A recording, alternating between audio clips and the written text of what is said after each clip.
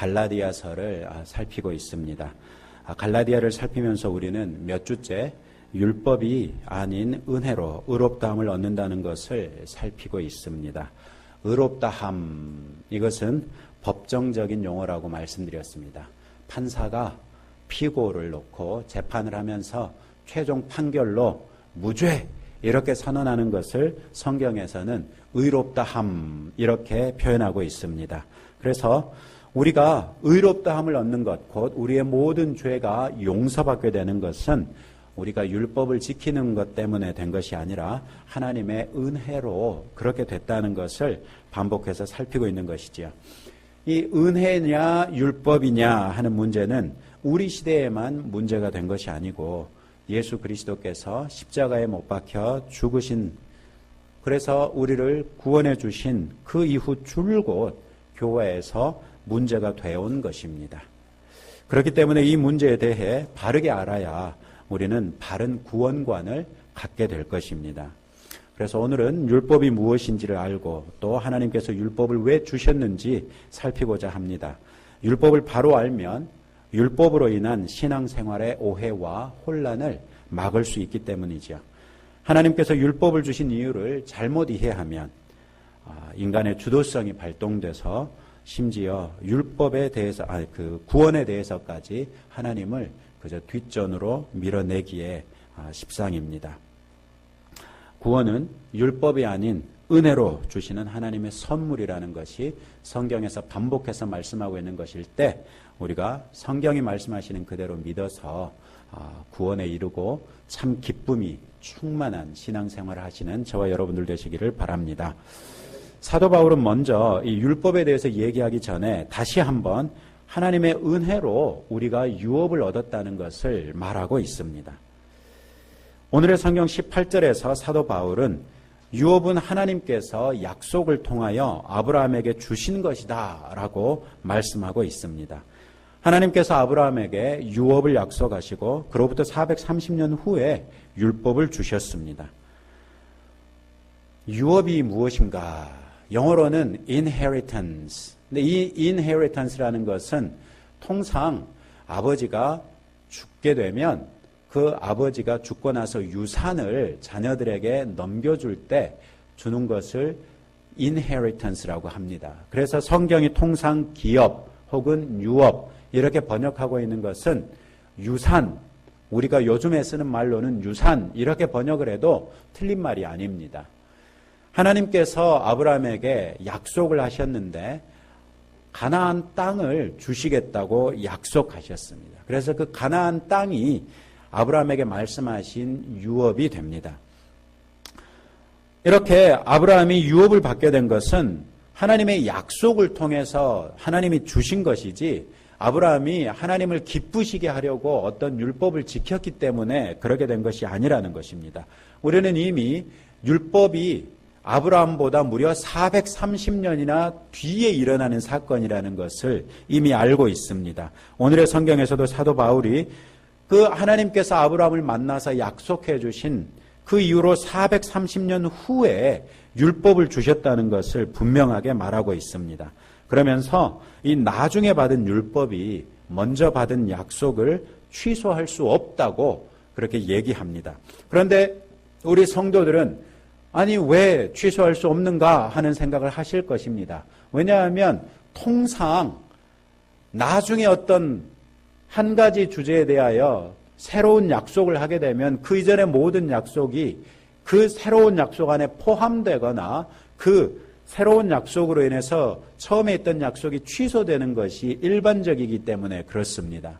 그렇기 때문에 우리가 한 가지를 더 생각해 보지 않으면 아니 왜 430년 뒤에 준 율법이 무려 430년 이전에 있었던 하나님의 약속을 대체할 수 없단 말인가? 이런 궁금증이 해소되지 않을 것입니다. 사도 바울이 하나님의 약속이 이 율법으로 대체되지 않는다. 또 율법이 하나님의 약속을 취소할 수 없다. 이렇게 얘기하는 이유는 딱 한 가지 표현 때문에 그렇습니다. 사도 바울이 반복해서 얘기하고 있는 것 가운데 이 자손에 대해서 얘기하고 있는데요. 우리가 오늘 성경에서 보는 것과 같이 이 자손이 단수다 이것입니다. 16절 말씀해 보시면 하나님께서 아브라함과 그의 자손에게 약속들을 주시면서 어떤 사람을 가리켜 그리고 내 자손들에게 라고 복수로 말하지 않고 오직 한 사람을 가리켜 그리고 내 자손에게 라고 얘기했다는 것입니다. 무슨 말이냐면 사도 바울이 여기에서 언급하고 있는 구약 성경의 성경 구절들은 창세기 12장 7절 이런 말씀입니다. 여호와께서 아브라함에게 나타나셔서 말씀하시기를 내가 이 땅을 내 후손에게 주겠다라고 약속하셨어요. 그리고 창세기 13장 15절에서 내가 보는 모든 땅을 내가 너와 내 후손에게 영원히 줄 것이다 라고 말씀하셨고요. 창세기 17장 7절에서는 내가 내 언약을 나와 너 및 내 후손 사이에 라고 말씀하고 있고 또 창세기 24장 7절로 건너뛰어 보시면 여호와 하늘의 아버지 하나님께서 내 아버지 집과 내 고향 땅에서 나를 떠나게 하시고 내게 맹세하여 말씀하시기를 이 땅을 내 씨에게 주겠다라고 하셨다. 앞에 읽은 세 성경 구절에서는 다 내 후손이 나오고요. 24장에서만 내 씨 이렇게 나오는데 공통점은 내 후손, 내 씨 이게 다 단수입니다. 복수가 아닙니다. 얼른 생각해 보면 그것은 복수로 나와야 옳습니다. 왜냐하면 하나님께서 아브라함에게 약속을 하셨고 아브라함에게 약속하신 다시 말해서 그 가나안 땅을 주겠다 한 것이 이루어진 것은 이스라엘 백성이 어마어마한 숫자로 늘어난 다음에 그 사람들이 가나안 땅으로 밀고 들어가서 전쟁을 통해서 그 땅을 다 자기의 땅으로 차지하고 난 다음의 사건이기 때문에 그렇습니다. 그래서 거기에 나와 있는 표현들은 다 복수로 내 후손들에게 이렇게 표현해도 전혀 틀린 게 아니라는 것입니다.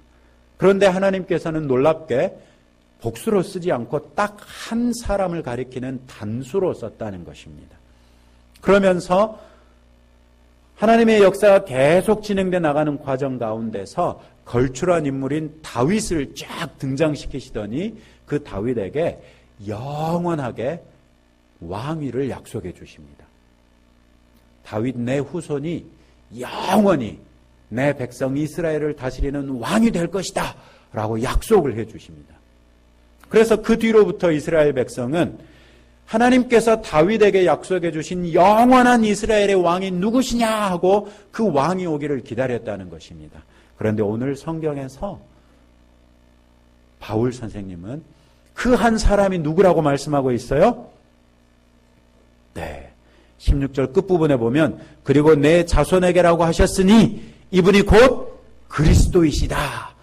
바로 그 예수님을 가리키는 말이다 라고 얘기하고 있는 것입니다. 무슨 말이냐면 하나님께서 율법을 주시기 430년 전에 이스라엘 사람의 하나인 아브라함에게, 이스라엘 사람의 조상이죠, 아브라함에게 약속을 하시면서 너와 내 후손 이렇게 얘기했는데 그 후손이 딱 한 사람을 하나님께서 염두에 두셨다는 것이에요. 그런데 이스라엘의 역사를 놓고 봤더니 그 한 사람이 누구더라? 예수 그리스도이더라 하는 말이에요. 그러면 아브라함은 율법이 주어지기 430년 전 사람이고 예수님은 율법이 주어지고 난 이후 거의 한 1400년 이상 이후의 사람이에요. 그러니까 하나님께서 약속을 하셨을 때는 율법 전에 주신 말씀이신데 그 약속 안에 이미 율법이 오고 난지 율법이 주어진 이후 1400년 이후에 지난 예수 그리스도까지를 하나님이 이 약속 안에 미리 담았다는 말이에요. 그러니까 이 약속은 언제부터 언제까지를 관통한다? 맨 처음 아브라함을 하나님이 만나셨을 때부터 예수 그리스도가 오셨던 그때까지 쭉 연결되는 약속이라는 것이에요. 그러니 그 중간에 잠깐 주어진 이 율법이 어떻게 이 역사를 관통하는 약속을 취소할 수 있느냐라고 사도 바울이 얘기하고 있다는 것입니다. 말이 되죠. 네. 율법은 430년 전에는 있지도 않았던 것이에요. 그런데 430년 전, 그러니까 율법이 있기도 전에 하나님께서 약속을 주셨는데 그 약속 안에 이미 머나먼 후대에 오실 예수 그리스도를 담아서 그 예수 그리스도까지 포함해서 약속해 주셨다면 어떻게 중간에 하나님께서 주신 율법이 그 모든 것들을 관통하고 있는 하나님의 약속을 대체하거나 취소시킬 수 있느냐? 그럴 수 없다라고 얘기하면서 사도 바울은 다시 한번 분명하게 주장합니다. 오직 믿음으로, 그 예수를 믿는 믿음으로 우리가 유업을 받았다는 것입니다. 자, 그러면 이스라엘 백성들은 하나님께서 아브라함에게 약속하신 가나안 땅을 유업으로 받았다고 하는데 저와 여러분들은 예수를 믿는 믿음 때문에 무엇을 유업으로 받았다는 말입니까? 여러분 혹시 하나님께서 여러분에게 무언가를 주신 게 있습니까? 하나님께서 여러분에게 애따 이것이 내가 너에게 떼어주는 유산이다 하고 이것이 내 몫이다 하고 주신 것 받으신 적 있습니까? 무엇을 받으셨습니까? 네, 영생을 받은 것이지요. 그 영생을 받아서 영원한 하나님의 나라를 우리 것이라고 주장할 수 있게 된 것이지요. 하나님의 유업은 이스라엘 사람들에게는 그 아브라함의 육적인 후손이었던 이스라엘 사람들에게는 하나님께서 약속하신 그 유업의 육적인 땅 가나안 땅을 하나님께서 주셨다고 하면 아브라함에게 있어서 영적으로 아브라함의 후손이 된 저와 여러분들은 예수를 믿는 믿음으로 말미암아 영적인 유산이라고 할 수 있는 하나님 나라를 내 것이라고 주장할 수 있도록 이어받았다는 것입니다. 여러분, 여러분에게 하나님 나라가 있습니다. 우리는 아직 그 하나님 나라를 우리가 가졌다는 것이 얼마나 큰 의미를 가지는지 잘 알지 못합니다. 다만 하나님의 나라가 내 마음에 임했을 때 우리가 누리는 한 가지 분명한 것이 있습니다. 뭐니 해도 평안이 있습니다. 어떤 힘들고 어려운 상황 가운데서도 평안이 내 마음 가운데 있다는 그것이 하나님 나라가 내 마음에 있기 때문에 내가 누릴 수 있는 혜택 중에 하나입니다. 또 어떤 사람은 그 하나님 나라가 내 마음에 이미 임했다는 것 때문에 세상의 것들에 연연하지 않고 참 통큰 삶을 살면서 참된 화목해하는 그 아름다운 일을 이루면서 사는 사람이 있습니다. 그런가 하면 예수를 믿는 사람들은 이 천국에 대한 소망이 있어서 이 땅의 이 모든 고난과 고통이 넉넉히 이기고도 남음이 있는 그런 믿음을 가지고 살게 되는데 이런 것들이 하나님의 나라가 내 마음에 임했기 때문에 우리가 누리게 되는 유익 가운데 일부에 지나지 않습니다. 우리가 이 하나님 나라를 내가 가졌다 하는 것을 알면 알수록 또 하나님 나라에 대하여 알면 알수록 우리가 누릴 수 있는 혜택이 훨씬 커지는 것을 믿으시기 바랍니다. 그래서 저는 우리 오치 예안교회 성도들이 신앙생활을 계속하는 가운데 이 하나님 나라가 내 마음에 임했기 때문에 누리게 되는 구체적이고 실제적인 유익들이 날마다 하나씩 늘어나는 그런 복된 성도들이 되기를 원합니다. 자, 이제 본격적으로 율법으로 들어가 보겠는데요. 이 율법에 대해서 다룰 때 우리가 놓쳐서는 안 되는 가장 중요한 내용이 뭐냐면 우리는 그리스도 예수를 믿음으로써 하나님의 자녀가 됐다는 사실입니다. 율법이 무엇입니까? 율법은 하나님께서 이스라엘 백성을 이집트로부터 탈출시키는 과정에 시내산이라는 그런 산에서 이스라엘 백성에게 주신 하나님의 명령입니다. 그러니까 말을 그냥 율법 이렇게 표현했지 그냥 우리가 통상 얘기하는 법이라는 말입니다. 법. 어떤 사람들은 툭하면 법대로 해! 뭐 이렇게 얘기하면서 이 법 얘기하는 거 바로 그것입니다. 율법은 그냥 우리가 흔히 쓰는 법과 똑같습니다. 그런데 대한민국의 법 전체에 근간이 되는 헌법이 있고 그 헌법으로부터 이 헌법 정신을 따라서 많은 법들이 뻗어나오게 되죠. 마찬가지로 하나님께서 이스라엘 백성들에게 법을 주실 때 가장 기본이 되는 법을 주셨는데 그게 무엇입니까? 10계명입니다. 10가지 계명, 하나님께서 10가지 명령을 이스라엘 백성에게 딱 주십니다. 그리고 그 10가지 계명을 중심으로 해서 이스라엘 사람들에게 해라 하지 말아라는 걸 쭉 얘기하고 나서 봤더니 총 613가지 명령이 주어지게 됩니다. 그러니까 통상 우리가 율법이라고 얘기하는 것은 총 613항으로 구성된 이스라엘의 영적인 생활을 지배하는 법입니다. 그럼 이제 율법이 뭔지 아시겠죠? 율법은 이렇게 하나님께서 하나님의 백성에게 너희가 내 백성이면 내 백성답게 살아라. 너희가 한국 국민이면 한국의 법을 지켜라 하는 것처럼 너희가 내 백성이면 내 법을 지켜라 하고 주신 하나님의 법이고 그것이 총 613항으로 구성되어 있다는 것입니다. 그런데 이 613항이 구성되어 있어서 613가지만 알면 율법을 다 지킬 수 있을 것 같은데 어떤 법조문은 명확하지 않아서 그것을 해석을 해야 되고 그것을 지키기 위해서 시행세칙들이 마련되어야 되는 것들이 있죠. 율법도 마찬가지입니다. 예를 들어서 하나님께서 내 이름을 망령되이 일컫지 말라라고 10계명 중에 하나로 딱 주셨는데 백성들이 이걸 정말 고민하게 됩니다. 야, 하나님의 이름을 망령되이 일컫지 않는 게 무슨 뜻이냐? 이걸 고민하다가 이 사람들이 구체적으로 우리가 하나님의 이름에 대해서 이렇게 하자 하고 약속을 합니다.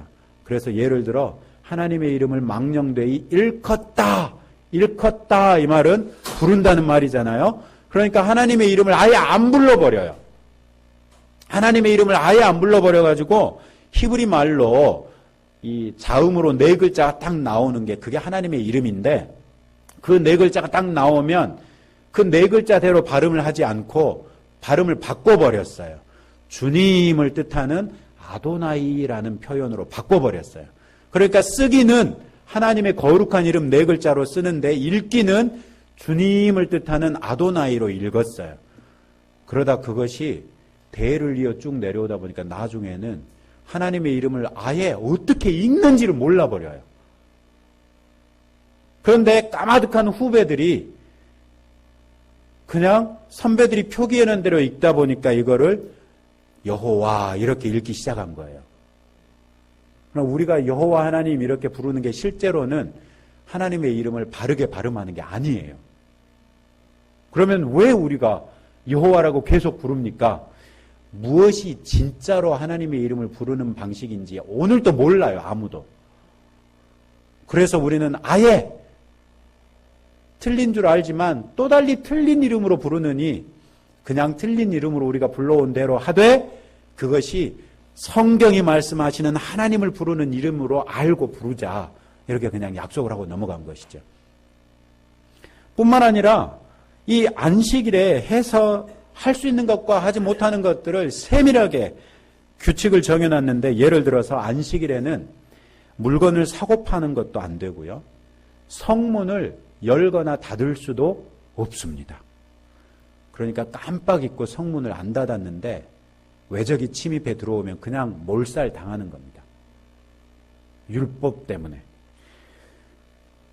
또 이 안식일을 기억하여 거룩하게 지키라는 이 말씀을 구체적으로 지키다 보니까 생명이 위급한 일이 아닌 경우에는 의료행위도 못하게 됐어요. 구체적으로 이런 표기가 있습니다. 뼈가 부러졌거나 탈구가 되더라도 뼈를 맞춰서는 안 된다. 그러니까 만약에 안식일이 주일이라고 하면 주일에 여러분 뼈가 부러지면 병원에도 못 가시고 아이고 하고 시름 앓다가 다음 날이 되기를 그러니까 12시가 넘어가기를 속히 기다렸다가 12시가 넘어가면 병원에 가십니다. 노동행위도 못하게 되어 있는데 노동행위를 39가지로 구체적으로 정해놨어요. 그 중에 하나가 짐을 운반해서는 안 된다. 그럼 도대체 짐이 뭐냐? 무화과를 하나를 들고 움직이면 일이 아닌데요. 무화과를 2개를 한꺼번에 들고 움직이면 일이라고 봤어요. 또 안식일에는 걸어갈 수 있는 거리도 2000규빗, 그러니까 한 1km 정도로 그렇게 정해놨는데 나중에는 도저히 1km 가지고는 이스라엘 사람들이 회당에 나갈 수가 없어요. 그래서 회당을 이스라엘 공동체 주변에 어디에서든지 사방 2km 정도 안으로 정해놓고 이 안식일 날 갈 수 있는 거리를 2km로 늘려놨어요. 뭐 이런 식으로 아주 세밀하게 시행세칙들을 정해놓고 나니까 이스라엘 사람들이 무엇이든지 하려고 하면 율법과 율법의 시행세칙에 딱 걸리게 되어 있어요. 그러니까 오늘의 성경에서 보면 뭐라고 말씀하고 있어요? 22절에 다 같이 한번 읽어봅시다. 시작. 그러나 성경은 모든 것을 죄 아래 가두었으니. 뭔 말이냐면 이스라엘 백성들이 율법을 지키려고 하니까 이 율법 때문에 아무것도 못하고 마치 율법에 갇힌 것처럼 산다는 말이에요. 예수님께서도 이스라엘 사람들에게 그렇게 말씀하신 적이 있어요. 그러나 내 멍에는 쉽고 가벼우니 이런 말씀하셨는데 멍에라는 표현을 이스라엘 사람이 딱 들으면 율법, 즉 예수님이 말씀하신 멍에는 율법을 가리키는 은유적인 표현이었어요. 그런데 그것을 모르는 우리는 멍에, 그 소 어깨에다 매가지고 뒤에 쟁기를 달 때 쓰는 건데 뭐 덫 같은 건가 보다, 무거운 짐 같은 건가 보다 이렇게 생각하는데 실상은 그것이 당시 사람들은 율법 이렇게 바로 알았다는 것입니다. 이렇게 이스라엘 사람들은 율법에 온전히 사로잡혀가지고 아무것도 하지 못하고 율법을 지키기 위해서 안절부절 못하는 삶을 살았다는 것입니다.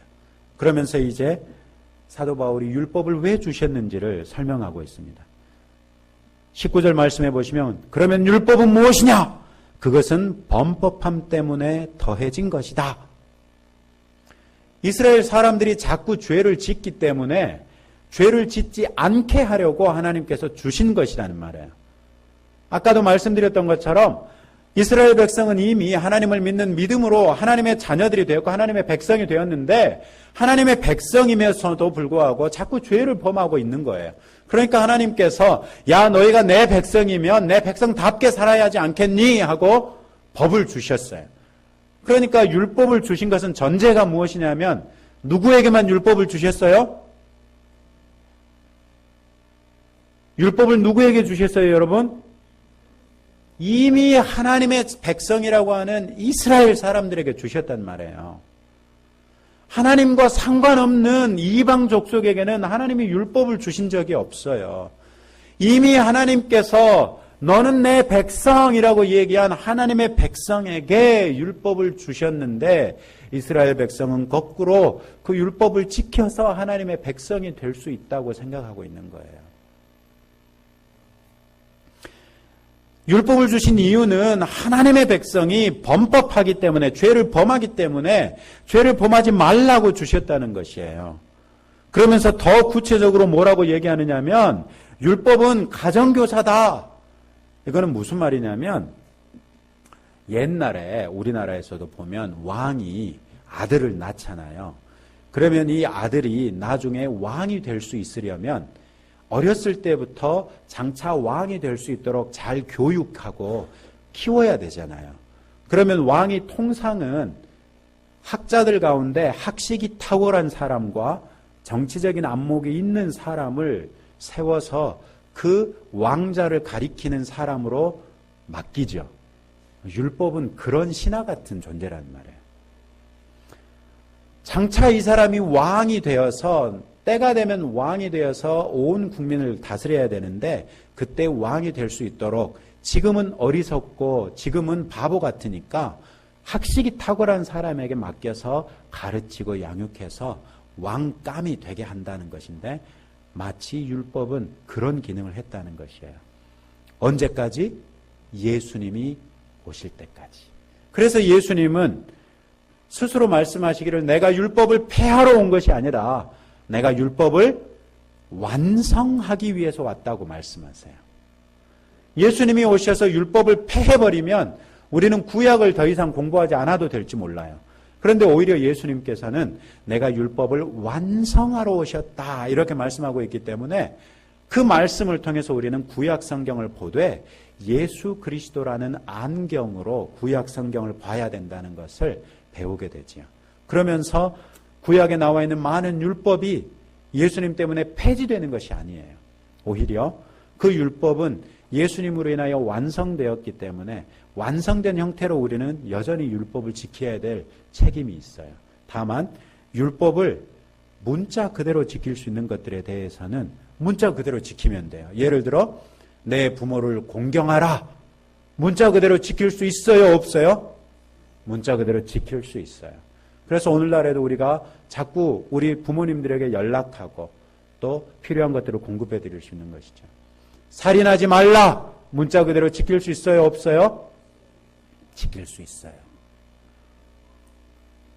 속죄 제물을 바치고 번제물을 바치고 화목 제물을 바치는 거 문자 그대로 할 수 있어요? 없어요? 우리 사회에서 그랬다가는 뭐에 어긋나요? 도축법에 위반돼 가지고 형사처벌 받아요. 그러면 그런 것들은 어떻게 해야 돼요? 정신을 따라 지켜요. 하나님께 제사를 바칠 때 그 제사를 드리는 정신은 무엇이냐면 이 제물을 바침으로써 하나님께서 저의 죄를 용서해 주실 수 있다는 것을 믿는 믿음이에요. 그래서 그 믿음을 가지고 하나님 앞에 예배자로 나오고 속죄가 필요할 때는 회개하며 하나님 앞에 나오고 화목제가 드리고 싶을 때는 하나님께 감사의 제물을 드리면서 나오는 것이에요. 이렇게 정신을 따라서 지킬 수 있어요.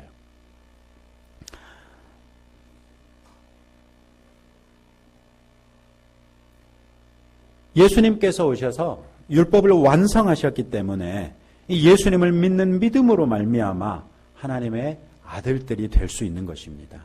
그래서 사도 바울은 26절에서도 다시 한번 분명하게 말씀하고 있습니다. 25절 26절에 보시면 그러나 이제 믿음이 왔으므로 즉 예수 그리스도가 이 땅에 오셨고 그 예수를 믿을 수 있는 믿음이 우리에게 있기 때문에 우리는 더 이상 가정교사인 율법의 지배를 받지 않는다. 너희는 모두 그리스도 예수님을 믿는 믿음으로 말미암아 하나님의 아들들이 되었다라고 단정하고 있습니다. 저와 여러분들은 율법이 왜 주어졌는지를 알면 율법은 이미 하나님의 백성에게 주신 것이지 하나님의 백성이 되라고 주신 것이 아니라는 것이죠. 그래서 이미 하나님의 백성이 된 저와 여러분들은 그 율법의 정신을 따라서 율법을 여전히 경건하게 지키되 그러나 율법주의로 빠져서 자유를 잃어버리고 그 율법을 지킴으로 구원받겠다는 헛된 망상에서 벗어나야 한다는 것입니다. 오히려 예수를 믿는 믿음으로 이미 우리는 하나님의 자녀가 되었으니 하나님의 자녀로서 우리를 자녀 삼아주신 하나님에게 감사하는 마음으로 그 율법의 요구들을 지키면서 살자는 것입니다. 마지막으로 함께 살피고자 하는 것은 그리스도 예수 안에는 차별이 없다는 것입니다. 사도 바울은 27, 28절에서 누구든지 그리스도와 합하여 세례를 받은 자는 그리스도로 옷 입었다라고 하면서 그리스도 안에서는 차별이 없다고 합니다. 여러분, 차별이 어쩔 때 생깁니까? 백인들 사회에서 오랜 동안 흑인들에 대하여 심한 차별이 있었습니다. 왜 백인들이 흑인을 차별했습니까? 자기들의 중심으로 자기들이 우월하다고 생각했기 때문에 자기들보다 열등하다고 생각되는 흑인을 차별했습니다. 그런데 흑인들만 차별한 게 아니죠. 저와 여러분 같은 황인종들도 차별했습니다. 그리고 백인들의 사회에서는 오늘날에도 여전히 그 차별이 매우 심각하게 남아 있습니다. 차별은 이처럼 내가 기준이 될 때 차별이 생깁니다. 우리나라 사람들도 차별에 대해서 얘기하자면 둘째가라면 서러워합니다. 우리나라에 많은 이주민들이 들어와 있는데 그 이주민들에 대해서 우리나라 사람들은 양면성을 보입니다. 예를 들어 우리나라에 들어온 사람들이 미국이나 영국이나 소위 말하는 선진국에서 온 백인이면 왠지 괜히 그 사람들을 좋아하고 그 사람들 앞에 가면 움츠러듭니다. 그런데 그 이주민이 제3세계에서 왔다거나 아니면 선진국에서 왔어도 흑인이라든지 이러면 또 이유를 알 수 없는 차별이 발동해서 우월의식을 갖곤 합니다. 이와 같이 차별은 내가 기준이 될 때 생깁니다. 그런데 예수님은 어떤 분이십니까? 그 예수님은 당신의 목숨을 버려가면서까지 저와 여러분들을 포함한 모든 믿는 사람들을 구원하신 예수님이십니다. 자신의 목숨을 버려서 우리를 구원하실 만큼 우리를 사랑하신 예수님이십니다. 예수님의 그 크신 사랑 안에서 차별이란 정말 보잘것없는 일이 되고 맙니다. 우리는 종종 이웃들 사이에 내 땅을 침범했다 하는 이유 때문에 소송을 거는 것을 종종 보게 되는데, 여러분, 그 내 땅을 침범했다 아니다 하는 것이 보이는 것은 그 땅에 아주 바짝 붙어서 볼 때나 보일 수 있는 것입니다. 그러나 우리가 비행기를 타고 공중에 날아간다고 하면 침범했는지 여부를 확인할 수 없습니다. 보이지 않기 때문에 그런 것이죠. 우주로 나가면 우리가 살고 있는 땅이 어딘지조차 보이지 않을 정도로 작아지고 맙니다. 하나님의 큰 사랑으로 우리가 우리 이웃들을 보면 우리는 차별할 수 없다는 것입니다. 그래서 사도 바울은 담대하게 말하기를, 그리스도 예수 안에서는 유대인이나 헬라인이나 종이나 자유인이나 남자나 여자나 차별이 없다. 너희는 모두 그리스도 예수님 안에서 하나다 라고 말씀하고 있습니다. 사랑하는 성도 여러분, 우리 오치 예안교회 성도 여러분들은 그리스도 예수 안에서 이미 하나이십니다. 좌우에 계신 분들에게 이렇게 말씀하십시다. 당신과 나는 하나입니다. 네, 옆 사람하고만 하시니까 이제는 앞뒤로 계신 분들하고 한번, 당신과 나는 하나입니다. 네, 쑥스러워 하시는 분들은 안 하시는군요. 이미 그리스도 예수의 큰 사랑 안에서 우리는 하나입니다. 그 하나 안에서 우리는 차별이 있을 수 없습니다. 우리 교회에 다양한 사역의 요구가 하나씩 하나씩 들어오고 있습니다. 예를 들자면 우리 오치 지역에 있는 이주민들 가운데 영어권에서 오신 분들이 있답니다. 그분들은 영어로 하나님을 예배할 수 있는 장소가 필요하다는 것입니다. 그래서 그분들이 카톨릭 교회에서 하는 영어 미사에 참여하는데 신학적으로 다르고 여러 가지가 달라서 우리 동네 가까운데 영어 예배가 있으면 좋겠다고 그렇게 필요가 있답니다. 저는 오랜 동안 영어 예배를 인도했던 사람이기 때문에 그런 필요가 딱 오면은 하고 싶습니다. 근데 우리가 그런 것들을 하려고 할 때 우리 교회 안에 여전히 차별이 있다면 어떻게 가능하겠습니까? 저는 지금까지 신앙생활하면서 참 이상적인 교회를 여러 번 만난 적이 있는데 그 이상적인 교회 가운데 처음 두 교회는 그리스도 예수의 복음으로 모든 차별을 무너뜨리고 예수 안에서 온전하게 하나 됐던 교회입니다.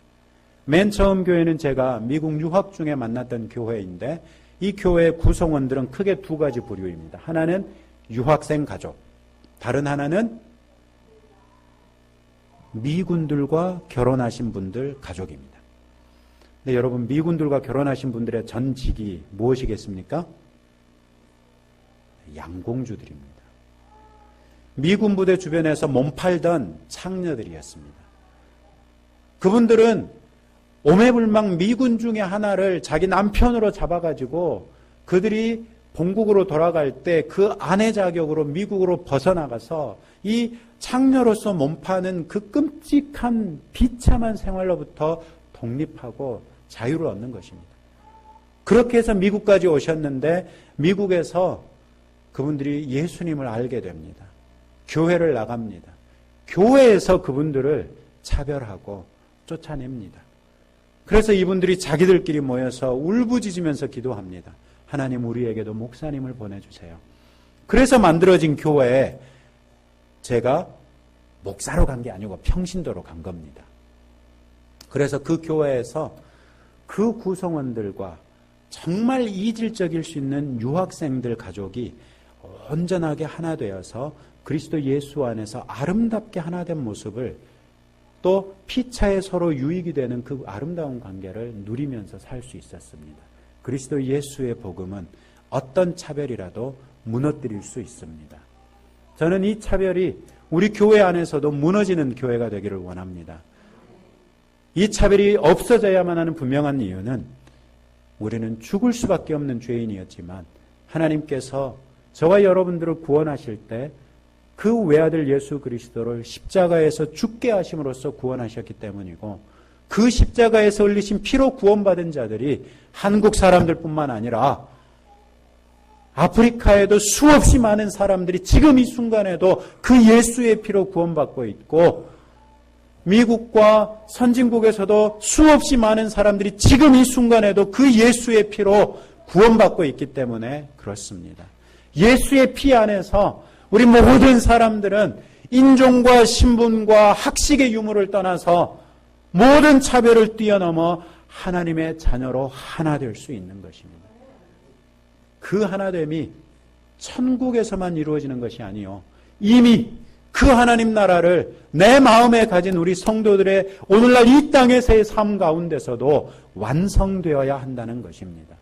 그래서 저는 우리 오치 예양교회 안에 내가 중심이 되어서 생기는 어떤 차별도 우리 스스로 허락하지 않는, 그래서 그리스도 안에서 온전하게 하나 되어 마치 친가족처럼 피차에 사랑하고 피차에 지지하는 복된 성도들이 될 수 있기를 소망합니다. 우리가 율법을 의지할 때는 내가 기준이 되어서 율법을 어긴 사람에 대하여 차별하고 정죄할 수밖에 없습니다. 그러나 우리가 하나님의 자녀된 것은 오직 그리스도 예수의 십자가에서 흘리신 피, 그 피를 믿는 믿음으로서만 가능한 것이었습니다. 그리고 그 피로써 우리는 온전하게 하나 되어 하나님의 자녀가 되었습니다. 하나님의 자녀로서 율법주의가 아니라 하나님의 은혜에 감사하여 하나님이 기뻐하시는 삶을 사는 저와 여러분들이 되시고, 그 기뻐하시는 삶의 노력 가운데서 온전히 하나 된 것을 힘써 지키는 저와 여러분들 되시기를 소원합니다. 기도하겠습니다. 은혜와 사랑의 주님 감사합니다. 오늘 또 율법과 은혜에 대하여 생각하며 우리가 하나님의 자녀된 것이 온전히 하나님의 은혜 때문에 된 것을 다시 한번 살폈습니다.